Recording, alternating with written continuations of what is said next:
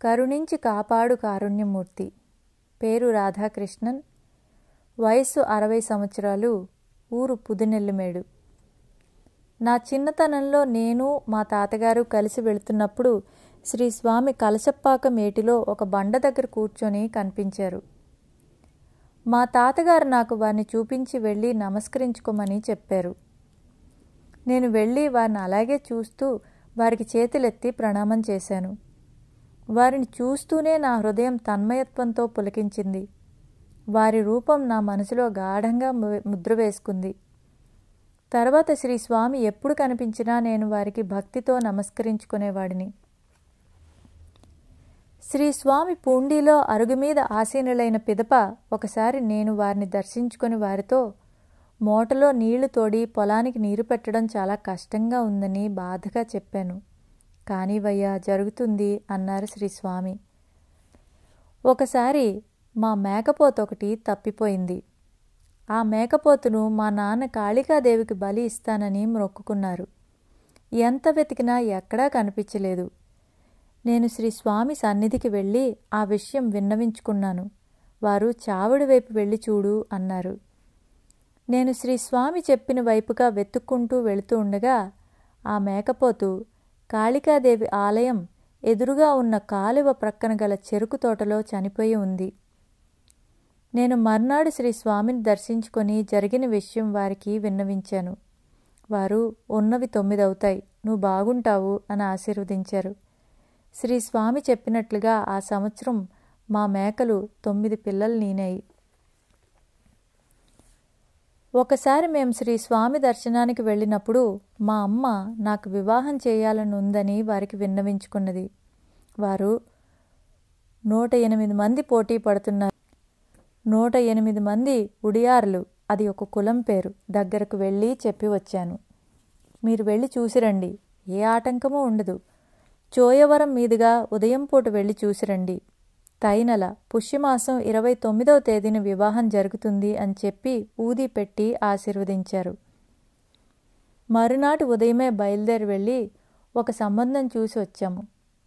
శ్రీ స్వామి అనుగ్రహంతో అన్నీ చక్కగా సమకూరి ఆ తేదీలోనే మా వివాహం ఎంతో ఆనందంగా జరిగింది. ఒక పర్యాయం వర్షాలు కురవలేదు. ఆ సమయంలో పక్కనున్న బావి నుండి నీరు పొలంలోకి వదిలాను. పొలాన్ని వరి నాటేందుకు సిద్ధం చేశాను.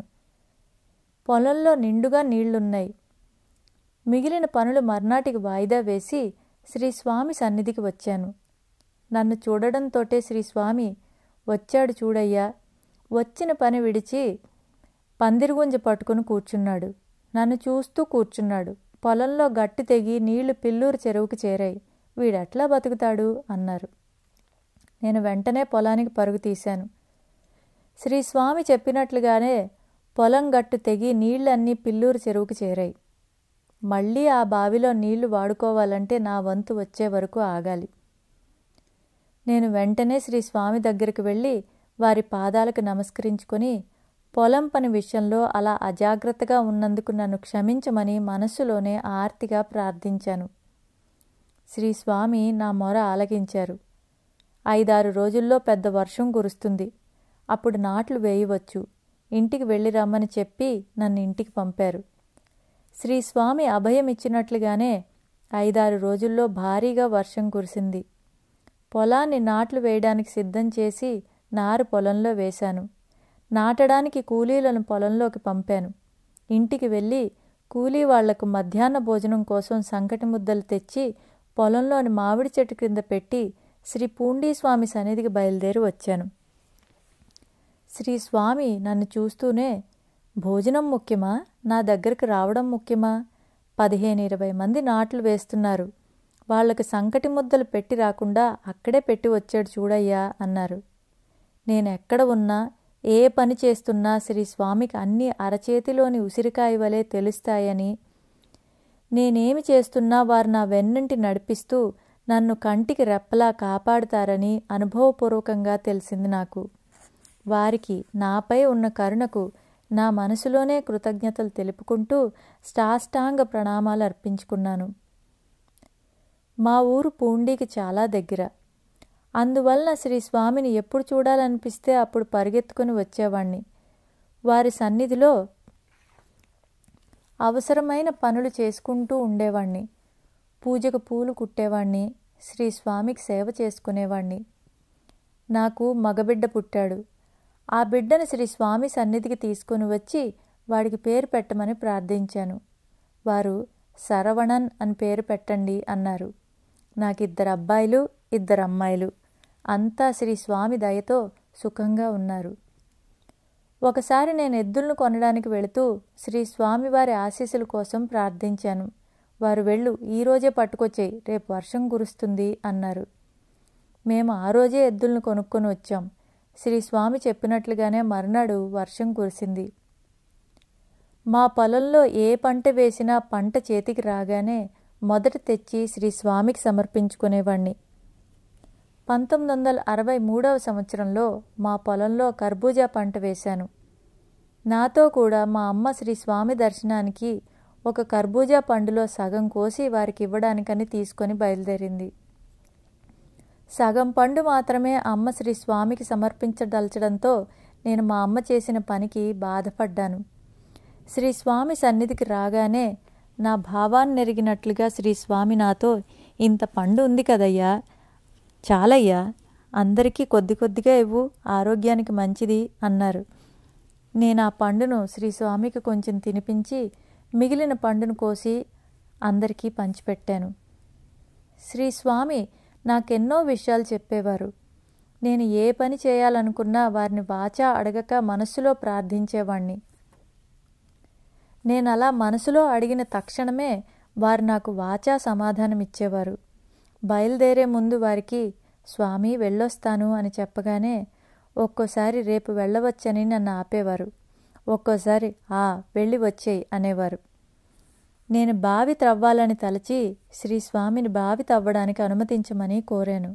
వారు, ఏంటయ్యా, కొలిమి పెట్టాలి, పొట్టు బొగ్గులు కావాలి, గడ్డపార కావాలి, సమ్మెట కావాలి, త్రిప్పడానికి మనిషి కావాలి, కొట్టడానికి శక్తి కావాలి, ఎద్దులు కావాలి, బావి త్రవ్వాలంటే ఊరికే అయిపోతుందా, వెళ్ళు, మడవకాలితో తోసే రోజు వస్తుంది, వెళ్ళు అన్నారు. శ్రీ స్వామి అనుమతించలేదని ఇక అప్పుడు బావి తవ్వే ఆలోచన మానుకున్నాను. తర్వాత కొన్ని రోజులకు వారు అనుమతించడంతో బావి త్రవ్వగలిగాను. బావిలో పుష్కలంగా నీరు వచ్చింది. నేను నా చిన్నతనంలో ఆవులు మేకలు కాసేవాణ్ణి. అప్పుడు నాకు ఇల్లు కట్టుకోవాలనే ఆలోచన ఉండేది. ఏటిలో ఇలా పునాదులు వేయాలి, ఇలా ఇల్లు కట్టాలి అని ఇసుకలో గీతలు గీసేవాణ్ణి. పెద్ద అయ్యాక ఒకసారి సొంత ఇల్లు కట్టుకునేందుకు శ్రీ స్వామి ఆశీస్సులకై మనస్సులో ప్రార్థించాను. వెంటనే వారు, నువ్వు ఏటిలో గీతలు గీసావే అలాగే ఇల్లు కట్టు, 4 వైపులా గడపలు పెట్టి చక్కగా కట్టు, కొంచెం తొందర లేకుండా కట్టు, అంతా చక్కగా పూర్తి చేయి అన్నారు. ఇప్పుడు నేను ఇల్లు కట్టుకోవాలని మనస్సులో ప్రార్థించగానే శ్రీ స్వామి చిన్నప్పటి నా ఆలోచనలు ఇప్పుడు చెప్పడం ఎంతో ఆశ్చర్యకరంగా తోచింది. వారి ఆశీస్సులతో ఇల్లు కట్టడం మొదలుపెట్టి పూర్తి చేశాను. శ్రీ స్వామి నాకు ఎన్నో అనుభవాలను ప్రసాదించారు. నేను ప్రతిదినం క్రమం తప్పక వారిని దర్శించుకునేవాణ్ణి. అన్నిటికీ కర్త శ్రీ స్వామియే అని నాకు దృఢంగా అనిపించేది. ఒకసారి నా గురించి నేను ఆలోచిస్తూ, నేను ఇలా ఉన్నానేమిటి అని మనసులో బాధపడుతున్నాను. శ్రీ స్వామి దానికి సమాధానంగా, ఇలా ఉంటే ఉండనీలే, మంచిదే అన్నారు. వారి సన్నిధిలో ప్రతి నిమిషమూ ఒక అనుభవమే. ఒకసారి శ్రీ స్వామి సన్నిధిలో ఉన్నప్పుడు, స్వామి భక్తులు అడిగింది ఇచ్చివేస్తే సరిపోతుంది కదా, కానీ మీరు మీకు నచ్చినట్లే చేస్తున్నారు, భక్తులు అడిగినవన్నీ ఇవ్వటం లేదు, పోనీ మీ అంతటి మీరు ఇస్తారనుకుంటే ఇవ్వనంటున్నారు అని అనుకున్నాను. నా మనసెరిగిన శ్రీ స్వామి వెంటనే ఒక బీడీ తీసుకువచ్చి అంటించి నోటిలో పెట్టి అన్నీ అడుగుతున్నారయ్యా. నేనే ఈ కనుమను దాటగలనా లేదా అని కూర్చొని ఉన్నాను. నేనేం చేయగలను? నేనెక్కడికి వెళ్ళి కష్టించి పాటుపడుతున్నాను కనుక కూర్చున్న చోటునే ఉన్నాను కదా, అందరికీ ఇవ్వడానికి నా దగ్గర మాత్రం ఏముంది అన్నాను. నేను ఆరోగ్యంతో హాస్పిటల్ పాలైనాను. బాధ భరించలేకపోయేవాణ్ణి. ఒకరోజు ఎంతో ఆర్తితో నా బాధను శ్రీ స్వామితో మొరపెట్టుకున్నాను. వెంటనే వారు హాస్పిటల్కి వచ్చి నన్ను చూచి ఆశీర్వదించి వెళ్ళారు. వారు వచ్చి వెళ్ళినప్పటి నుండి నాకు ఆరోగ్యం మెరుగుపడుతూ వచ్చింది. శ్రీ స్వామి మహాసమాధి అనంతరం కూడా తమ భక్తులను పిలిచిన వెంటనే పలుకుతున్నారు. తలచిన వెంటనే దర్శనం ప్రసాదిస్తున్నారు. సంవత్సరం క్రిందట ఒకరోజు నేను 6-7 సంవత్సరాలున్న మా మనవణ్ణి శ్రీ స్వామి మందిరానికి తీసుకొని వచ్చాను. మందిరం లోపల విగ్రహానికి నమస్కరించుకొని రమ్మని వాడికి చెప్పాను. నా మనవడు లోపలికి వెళ్ళి నమస్కరించుకొని వచ్చి, తాతయ్య నన్ను చూసి గుచ్చి చూస్తున్నాడు. గడ్డం సవరించుకుంటున్నాడు తాత అని చెప్పాడు. 15 రోజుల క్రిందట నేను శ్రీ స్వామి మందిరంలో పూజ ముగియగానే బయలుదేరి గ్రామానికి నడిచి వెళుతున్నాను. దారిలో ఏదో శబ్దం వినబడింది. నేను వెంటనే వెనుదిరిగి చూశాను. అక్కడ శ్రీ పూండీస్వామి కూర్చుని ఉన్నారు. అలా వారు నాకు తమ దర్శన భాగ్యాన్ని అనుగ్రహించారు. భక్తవత్సలుడు. పేరు ఎస్ ఎత్తిరాజు. వయస్సు 68 సంవత్సరాలు. ఊరు పోళూరు. 1965వ సంవత్సరంలో నాకు శ్రీ పూండీస్వామిని దర్శనం చేసుకునే అదృష్టం కలిగింది. మా అమ్మ ప్రతి శుక్రవారం వారిని దర్శించుకునేది. మా అమ్మ నాన్నల షష్ఠిపూర్తి మహోత్సవం శ్రీ పూండీస్వామి సన్నిధిలో జరిగింది. నిజంగా అది మా అందరి అదృష్టం. ఆ రోజు అందరం ఎంతో ఆనందంతో శ్రీ స్వామికి నమస్కరించుకొని వారి ఆశీస్సులు పొందడం ఒక మరపురాని మధురానుభూతి. నేను 4వ తరగతి వరకు చదువుకున్నాను. మా పెద్దల కాలం నుండి మాకు తమలపాకుల అంగడి ఉంది. తర్వాత మేము ఒక స్థలం కొని అక్కడ హోటల్ పెట్టాము. ఆ హోటల్కు మురుగ భవన్ అని పేరు పెట్టాము. తర్వాత ఈ విషయం శ్రీ స్వామికి తెలియచేశాము. వారి హోటల్ పేరు షణ్ముగానంద భవన్ అని మార్చమని చెప్పారు. శ్రీ స్వామి చెప్పినట్లే హోటల్ పేరు షణ్ముగానంద భవన్గా మార్చాము.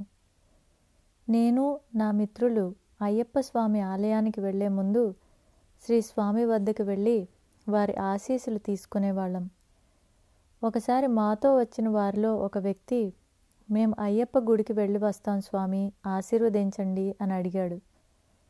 అప్పుడు శ్రీ స్వామి, వెళ్ళండి, మంచిది. 4 చోట్లకు వెళితేనే మంచి చెడు తెలుస్తుంది. వ్యాపారం అంటూ ఒకే చోట కూర్చుంటే ఎలా అన్నారు. శ్రీ స్వామిని అడిగింది నా స్నేహితుడే అయినా వారి నుండి వచ్చిన సమాధానం మాత్రం వారు నా కోసమే చెప్పినట్లు అనిపించింది. హోటల్ పర్యవేక్షణ బాధ్యతలతో నాకు బయటికి వెళ్ళేందుకు సమయం అసలు దొరికేది కాదు. నా మిత్రుడు జయరామన్, అతని మిత్రుడు మందిర్ శెట్టితో కలిసి శ్రీ స్వామిని దర్శించేవాణ్ణి. జయరామన్కు శ్రీ స్వామి పట్ల అపారమైన భక్తి శ్రద్ధలు ఉన్నాయి. అతను ఏ పని చేసినా వారిని సంప్రదించకుండా చేసేవాడు కాదు. అతడు తన వివాహం కూడా శ్రీ స్వామి అనుమతించాకే చేసుకున్నాడు. అతను యాసిడ్ ఫ్యాక్టరీలో మేనేజర్గా పనిచేస్తూ ఉండేవాడు. ఒకసారి జయరామన్ కృష్ణమూర్తి శెట్టి అనే వ్యక్తితో కలిసి శ్రీ స్వామిని దర్శించుకొని తర్వాత శనివారం రోజు తిరుపతి వెళ్లేందుకు అనుమతించవలసిందిగా వారిని ప్రార్థించారు. అలాగేనని అనుమతించారు శ్రీ స్వామి. తర్వాత వారు తిరుపతికి భారతీవేలు సర్వీస్ బస్సులో వెళ్ళండి అని చెప్పారు. శనివారం జయరామన్, కృష్ణమూర్తి శెట్టి పోళూరు బస్టాండ్కి వచ్చారు. ఆ రోజు భారతీవేలు బస్సు అక్కడ ఆగకుండా వెళ్ళిపోయింది. జయరామన్ నిరాశ చెందలేదు. కానీ కృష్ణమూర్తి శెట్టి అతనితో, శ్రీ స్వామి ఆ బస్సులో వెళ్ళమని చెప్పారు. మరి ప్రతిరోజు ఆగే బస్సు ఈరోజు ఇక్కడ ఆగకుండా వెళ్ళిపోయింది చూడు అన్నాడు. జయరామన్ ఏమీ బదులు చెప్పలేదు. ఇంతలో ఒక బస్సు వచ్చింది. ఆ బస్సులో ఇద్దరు వేలూరు వరకు వెళ్ళారు. వేలూరులో బస్సు దిగగానే పోళూరులో ఆగకుండా వెళ్ళిన బస్సు అక్కడ ఆగి ఉంది. ఆ బస్సు కండక్టరు 2 సీట్లు మాత్రమే ఉన్నాయని జయరామన్కు చేతి సైగతో చెప్పి అక్కడ చాలామంది బస్సు ఎక్కడానికి సిద్ధంగా ఉన్నా ఆ 2 సీట్లు వారిద్దరికే ఇచ్చాడు. అప్పుడు కృష్ణమూర్తి శెట్టి తాను అనవసరంగా శ్రీ స్వామిని ఎద్దేవా చేశానని పశ్చాత్తాపపడ్డాడు. జయరామన్తో పాటు పశుపతి, మహాదేవన్ అనే 2 వ్యక్తులు కూడా శ్రీ స్వామి దర్శనానికి వచ్చేవారు. వాళ్ళు శ్రీ స్వామిని అలా తదేకంగా చూస్తూ వారి సాన్నిధ్య ఆనందాన్ని పరిపూర్ణంగా అనుభవిస్తూ ఉండేవారు. శ్రీ స్వామి వెళ్ళమని చెబితే కానీ కనీసం టీకైనా కాఫీకైనా కూడా అక్కడి నుండి కదిలేవారు కాదు. పశుపతి తనకున్న మందుల దుకాణం తెరిచి పనివాళ్లకు అప్పగించి శ్రీ స్వామిని దర్శించేందుకు వచ్చేవాడు. జయరామన్ కూడా అలానే శ్రీ స్వామి సన్నిధికి వచ్చేవాడు. కానీ చిత్రంగా జయరామన్ పనిచేస్తున్న కంపెనీలో కూడా జయరామన్ కనిపించేవాడు. అతని పనులన్నీ చక్కగా నిరాటంకంగా జరిగిపోయేవి. అది ఎంత అద్భుతమైన సంగతి! శ్రీ స్వామి జయరామన్ వలె కంపెనీలో ఉండేవారన్నమాట. ఒకసారి ఒక వ్యక్తి రకరకాల తీపి తినుబండారాలను తీసుకువచ్చి శ్రీ స్వామి ముందర పెట్టి వాటిని ఆరగించమని వారిని బ్రతిమలాడుతున్నాడు. శ్రీ స్వామి వాటిని కనీసం తాకనైనా లేదు. అతని వెనుకే ఒక భక్తురాలు భయంగా తటపటాయిస్తూ శ్రీ స్వామి వద్ద నిలబడి ఉంది. శ్రీ స్వామి ఆమె వంక చూస్తూ, ఎందుకమ్మా అలా భయపడుతూ నిల్చున్నావు? నాకని చేసి తెచ్చిన గారె నాకు ఇవ్వచ్చు కదా అని ఎంతో ఆప్యాయంగా ఆమె తెచ్చిన గారెను అడిగి తీసుకొని చాలా ప్రీతితో దాన్ని ఆరగించారు. పూండి నివాసి అయిన కన్నమనాయుడికి 2 కుమార్తెలు. 2 వివాహమైంది. ఒకరు పోళూరులో, మరొకరు చెన్నైలో ఉంటారు. చెన్నైలో నివసిస్తున్న అమ్మాయి ఒకసారి తన పుట్టినిల్లైన పూండికి వచ్చినప్పుడు శ్రీ స్వామి దర్శనార్థమై వారి సన్నిధికి వచ్చింది. ఆమె శ్రీ స్వామిని చెన్నై విచ్చేయవలసిందిగా ప్రార్థించింది. దానికేముందమ్మా, వస్తాను అని అన్నారు శ్రీ స్వామి. తర్వాత ఆమె చెన్నైలో తిరువట్రియారు వడివుడనాయకి అమ్మ ఆలయంలో జరుగుతున్న తిరునాళ్లలో శ్రీ పూండి స్వామి భక్తులతో కలిసి ఆలయ ప్రదక్షిణ చేస్తూ ఉండగా ఆమె చూడటమే కాదు, శ్రీ స్వామికి భక్తితో నమస్కరించుకున్నది కూడా. వారిని అలా అక్కడ చూడడంతో ఆమె ఆనందం మాటల్లో చెప్పలేము. ఆ అమ్మాయి శ్రీ స్వామి తన మీద కృపతో తనకలా దర్శనమిచ్చారని గ్రహించి ఎంతో మురిసిపోయింది. ఒకసారి మహల్సాపతి జజూరీ యాత్రకు సిద్ధమయ్యాడు. ఆ ఏడు రాష్ట్రంలో వివిధ ప్రాంతాల్లో ప్లేగు వ్యాధి భయంకరంగా విజృంభించి ఉండడంతో యాత్రికుల రాకపోకలపై ప్రభుత్వం వారు ఆంక్షలు విధించారు. నియమం తప్పకూడదని బాబా అనుమతి తీసుకొని మహల్సాపతి ధైర్యం చేసి బయలుదేరాడు. వారి బృందం అక్కడక్కడా విడిది చేస్తూ జజూరీ సమీపించేసరికి అక్కడ ప్లేగు చాలా తీవ్రంగా ఉందని తెలిసింది. ఊరి బయట ఆగి ధైర్యం చేసి ముందుకు పోవాలా లేక వెనక్కి తిరిగిపోదామా, అంత కష్టపడి వచ్చి వెనక్కి పోవడం ఎలా అని మదన పడుతూ మహల్సాపతి పల్లకీ నానుకొని నిల్చుని ఆలోచిస్తున్నాడు. ఇంతలో అతనికి పల్లకీ ప్రక్కన బాబా నిల్చుని స్పష్టంగా కనిపించారు. బాబా అక్కడికెలా వచ్చారా అని ఆశ్చర్యపోతూ పలకరిద్దామనుకునేసరికి చూస్తూ ఉండగానే బాబా అదృశ్యమైపోయారు. బాబా దర్శనంతో మహల్సాపతికి ఎక్కడలేని ధైర్యం వచ్చింది.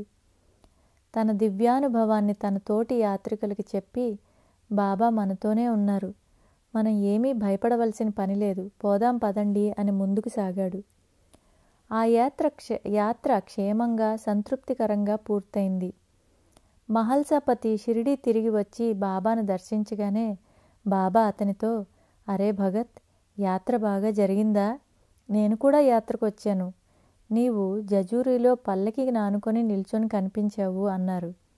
ఆ మాటలతో తాను జజూరీలో బాబాను దర్శించడం తన మనోభ్రాంతి కాదని, సర్వాంతర్యామి అయిన బాబా తన సంకట స్థితిలో ఉన్నప్పుడు ప్రేమతో దర్శనమిచ్చి తానున్నానని అభయమిచ్చారని స్పష్టమైంది మహల్సాపతికి.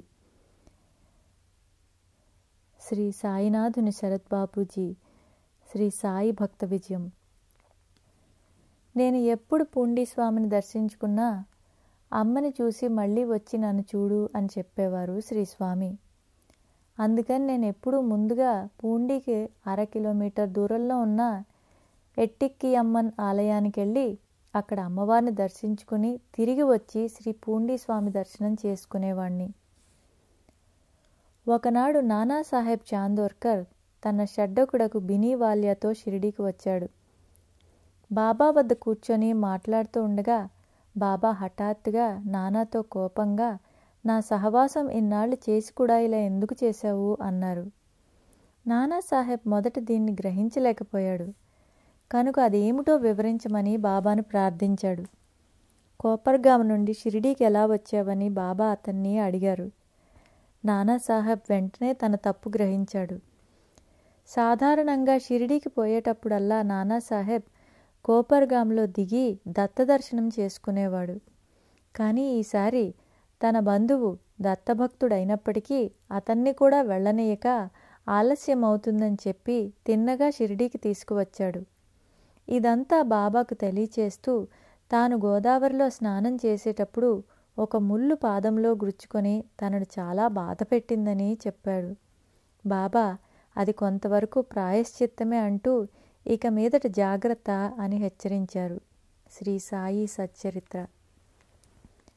నాకు 5 కుమార్తెలు, 1 కుమారుడు. మా అమ్మ నా 4వ కుమార్తెను చిన్నతనంలో శ్రీ స్వామి సన్నిధికి తీసుకువచ్చి వారి వడిలో పడుకోబెట్టింది. శ్రీ స్వామి ఆ పసిపాపకు మీనాక్షి అని పేరు పెట్టారు. మేం మీనాక్షికి వివాహం చేయాలని అనుకున్నాము. కానీ ఏ సంబంధము నిశ్చయం అయ్యేది కాదు. నాకు ఆ విషయం చాలా బాధగా ఉండేది. కొన్ని రోజులకు శ్రీ స్వామిపై భారం వేసి నిశ్చింతగా ఉండడం మొదలుపెట్టాను. మా అమ్మాయికి 30 సంవత్సరాల వయసులో పెండ్లి జరిగింది. వరుడి అమ్మమ్మగారు పూండి వాస్తవ్యులు కావడం నాకెంతో ఆనందాన్నిచ్చింది. శ్రీ స్వామిని తలుచుకుంటే వారు తీర్చలేనిదేముంటుంది?